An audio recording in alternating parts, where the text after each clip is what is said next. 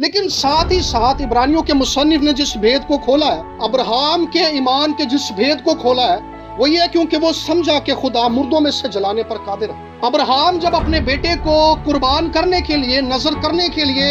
پہاڑ پر لے گیا ہے تو وہ اس ایمان کے ساتھ گیا ہے کہ میں اپنے بیٹے کو قربان کر دوں گا،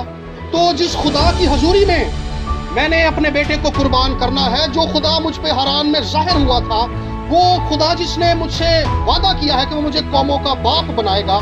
وہ خدا جس نے میرے ساتھ وعدہ کیا ہے کہ قومیں تیری نسل سے پیدا ہوں گی، وہ خدا جس نے میرے ساتھ وعدہ کیا ہے کہ تیری نسل آسمان کے